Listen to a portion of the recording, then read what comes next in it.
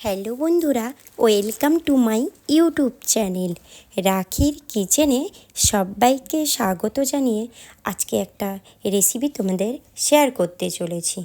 তো সাধারণত গ্রামে এই রেসিপিটা বানিয়ে থাকে, আর মোটামুটি প্রায় মানুষ এই ফুলটা দেখেছে আর রান্নাও করেছে। এটা হচ্ছে কুমড়ো ফুলের বড়া।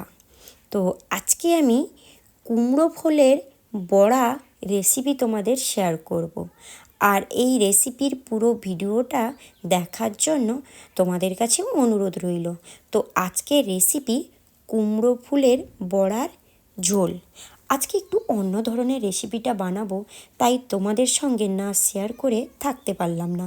তো আমি এখানে কুমড়ো ফুল নিয়েছি বেশ অনেকগুলো, আর সেটাকে কিভাবে ছাড়িয়ে নিলাম সেটা তোমরা দেখতে পাচ্ছ।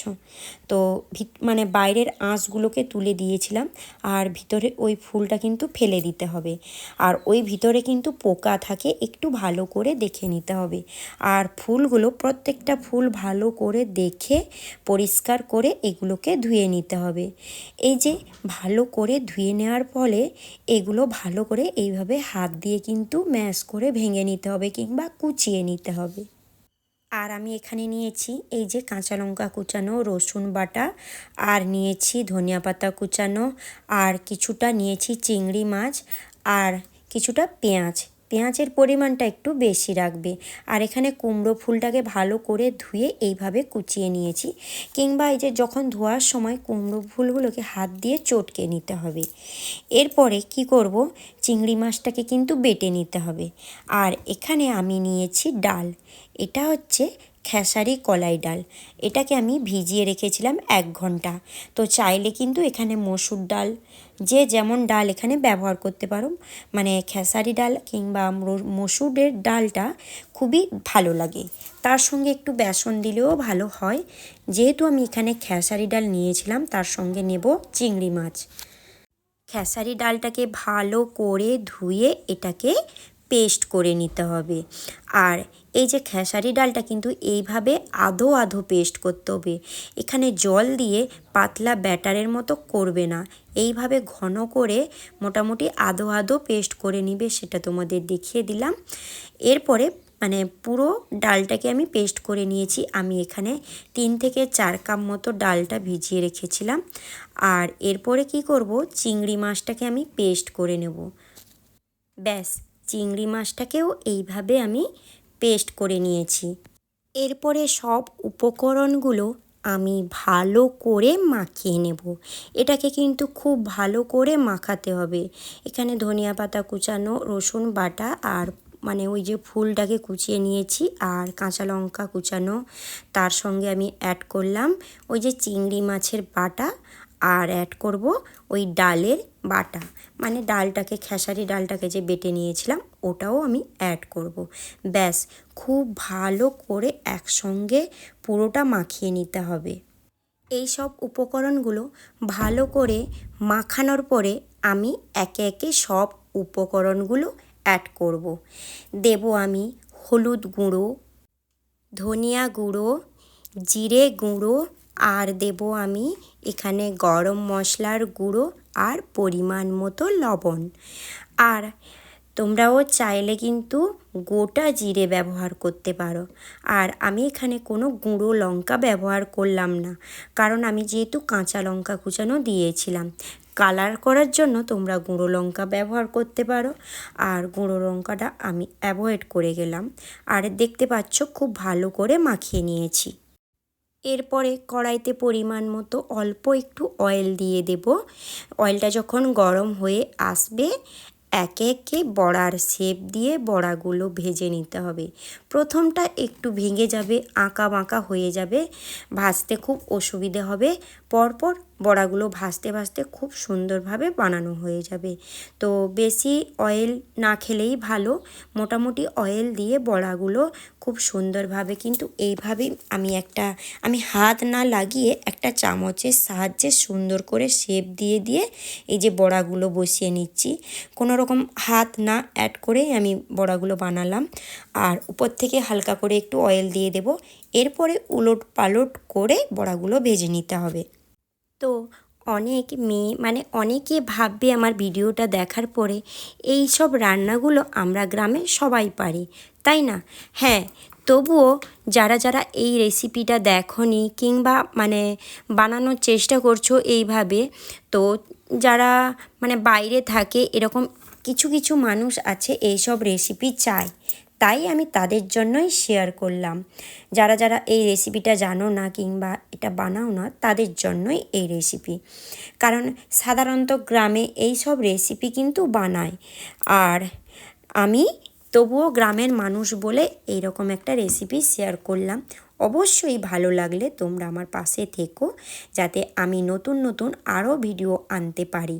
এগুলো বড়াগুলো ভাজতে হলে কিন্তু খুবই ধীরে ধীরে ভাজতে হয়, তোমরা দেখতে পাচ্ছ উলট পালট করার সময় খুবই অসুবিধে হয়। তো আমি কিছুটা বড়া মানে এমনি ভাজা খাওয়ার জন্য কিছুটা নেব, দেখতে পাচ্ছ এইভাবে চাপটা করে ভেজে নেব। আর কিছুটা বড়া আমি যেখানে মানে ঝোল বানাবো সেটা একটু মোটা মোটা একটু কাঁচা কাঁচা রাখতে হয়, খেতে কিন্তু ভালো লাগে, খুব সফট লাগে, ঝোলে দিলে ভালো লাগে। ব্যাস, এরপরে আমার প্রত্যেকটা বড়া এইভাবে ভেজে নিতে হবে। যাই হোক, পুরো ভিডিওটা দেখাতে পারবো না, বড়া ভাজাটা কিছুটা হলেও আমি তোমাদের শেয়ার করলাম। তো তোমরা দেখতে পাচ্ছ বড়া ভাজাগুলো তুলে নিয়েছি। এই বড়াগুলো আমি ভাজার জন্য নিয়েছি, আর প্লেটে কিছুটা বড়া আমি ঝোলের জন্য নিয়ে নেব। এরপরে চলো ঝোলটা বানাবো। তার জন্য লাগছে একটা মিক্সি, তাতে কিছুটা নিয়েছি কাঁচা লঙ্কা, আর নেব একটা টমেটো, আর নিয়েছি একটা পেঁয়াজ কুচানো। আর এই যে পেঁয়াজ, টমেটো, কাঁচা লঙ্কা, আর দেব তার সঙ্গে আদা, কয়েকটা রসুন। এটাকে আমি খুব সুন্দর করে পেস্ট করে নেব। তো দেখতে পাচ্ছ আমি পেস্ট করে নিয়েছি।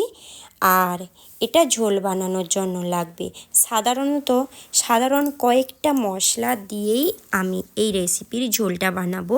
তোমরা কিন্তু এইভাবে বানিও, হিজিবিজি রান্না না করে এইভাবে সিম্পলভাবে কয়েকটা মশলা দিয়েই বানিও। যাই হোক, তোমাদের বড়া ভাজাটা শেয়ার করলাম, আর মোটামুটি ঝোলের জন্য তার সঙ্গে সঙ্গে মশলাটাও রেডি করে ফেলেছি।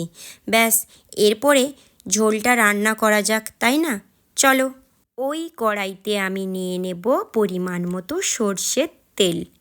আর তেলটা গরম হয়ে এলে একে একে সব উপকরণগুলো দিয়ে দেব শুকনো লঙ্কা, আর দেব লবঙ্গ, এলাচ, আর কিছুটা দারুচিনি, আর দেব ছোটো চামচের 1 চামচ গোটা জিরে। এরপরে দেব আমি ওই যে পেস্ট করে রাখা মশলাটা, মানে আদা, রসুন, পেঁয়াজ, টমেটো, আর দিয়েছি একটা মতো আমি তেজপাতা। মশলাটাকে ভালো করে কষিয়ে নিতে হবে। আর তার সঙ্গে দেব হলুদ গুঁড়ো, কাশ্মীরি লঙ্কার গুঁড়ো, জিরে গুঁড়ো, ধনিয়া গুঁড়ো, মোটামুটি সবগুলো যেটা যেটা সাধারণত খুব গ্রামে যেগুলো খাওয়া হয়, যেসব মানে বাড়িতে থাকা উপকরণ দিয়ে রান্না হয়, সেটাই আমি ব্যবহার করছি। এরপরে পরিমাণ মতো জল দিয়ে মশলাটাকে ভালো করে কষিয়ে নেব। আর দিয়েছি পরিমাণ মতো লবণ। আমি এখানে কিন্তু বেশি তেল মানে অয়েল ব্যবহার করলাম না। তো অয়েল অ্যাকচুয়ালি মানে শরীরের পক্ষে কম খাওয়াই শ্রেয়, তাই না? ব্যাস, মশলাটা কষানো হয়ে এলে এরপরে দিয়ে দেব পরিমাণ মতো জল। ব্যাস, ঝোলটা যখন ফুটে আসবে তখনই দিয়ে দিতে, মানে ঝোলটা যখন ফুটে ফুটে একটু ঝোলটা মরে আসবে তখনই দিতে হবে ভেজে রাখা বড়াগুলো। আর তোমরা কিন্তু আগের থেকে বড়াগুলো দেবে না, কারণ ভেঙে যাবে। আর মোটামুটি এগুলো ভেঙে পুরো মানে ঝোলের সঙ্গে বড়াগুলো মাখামাখি হয়ে যাবে। ব্যাস, আমার ঝোলটা কিন্তু রেডি হয়ে গেছে। তোমরা চাইলে উপর থেকে গরম মশলা, ভাজা জিরের গুঁড়ো, কিংবা ওই যে ধনিয়া পাতা কুচোনো, সেটা ব্যবহার করতে পারো। তো আমি এখানে মোটামুটি বাড়িতে থাকা কয়েকটা উপকরণ দিয়েই ঝটপট বানিয়ে ফেললাম। দুর্দান্ত একটা রেসিপি তোমাদের কিন্তু শেয়ার করলাম। অবশ্যই ভালো লাগলে লাইক, কমেন্ট, শেয়ার করতে একদম ভুলে যাবে না। আর পাশে থাকা বেল আইকনটা প্রেস করে রাখবে। কেন বলো তো? আমি যখনই নতুন নতুন ভিডিও আনবো তোমাদের কাছে কিন্তু নোটিফিকেশান চলে যাবে, তাই না? অবশ্যই এই রেসিপিটা বানিয়ে আমাকে কিন্তু কমেন্টে জানিও। হ্যাঁ, এটা খুবই সাধারণ একটা রেসিপি। গ্রাম্য পদ্ধতিতে সাধারণত গ্রামের মেয়েরা এই রেসিপিটা বানিয়ে থাকে। তোমরা শহরে অনেকেও এই রেসিপিটা বানিয়েছো। অবশ্যই ভালো লাগলে আমার রেসিপিটা অবশ্যই বানাবে, এইভাবে বানাবে। টাটা, আজকের মতো এই পর্যন্ত। কাল আবার কোনো নতুন ভিডিও নিয়ে চলে আসব।